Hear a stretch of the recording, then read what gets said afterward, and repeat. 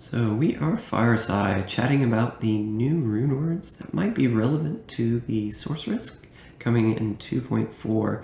Wanted to do some benchmarking since we can put these rune words in the game and test them before the patch goes live, just to get a feel for how they might increase the build's power separate from the skill changes that might be coming along.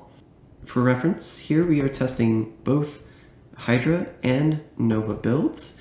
I had tested benchmarked these before using the Taurasha set, and they were performing very well. I was seeing cow runs for the Hydra setup, the hybrid Hydra setup that does not synergize Fireball all that well, was still doing player 7 cow runs in about 6 to 7 minutes. Now we saw a decrease with the new rune words here to 5 to 6 minutes, which was a nice increase. However, as you'll see later, I think there's cause for concern here that the rune words may not be as powerful as expected. Nova, real quickly, was players 5 instead of players 3 with the non-set variation. Remembering though still that Nova was already increasing about 15 to 20% when you transition to a non-set variation. So this is not that surprising.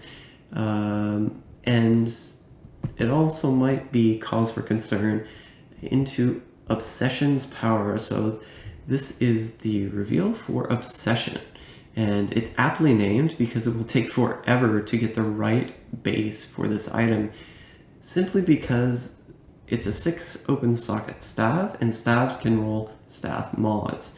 Up to 3 staff mods with a range of 1 to 3. Plus skills to individual skills. So it's random. It's insanely random.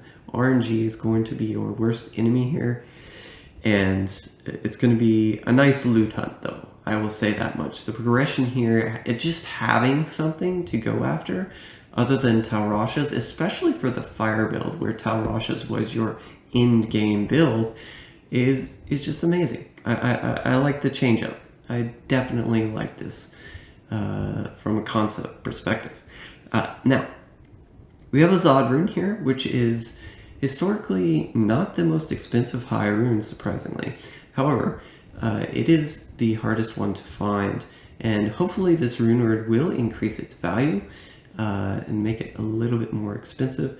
However, I still think the base will be more expensive overall, especially for sorceresses. Now, something to note here is that you can, I think, run this on a non-sorceress class, such as a fire druid, and in that case, the +4 to all skills does seem rather low to me. I think +5 to 6 would be a better range, especially since we're seeing kind of mediocre increase from this particular item DPS-wise. So that will be my recommendation. The other recommendation that I will have is you'll see there's a mod way down the list that says regenerate mana 30%.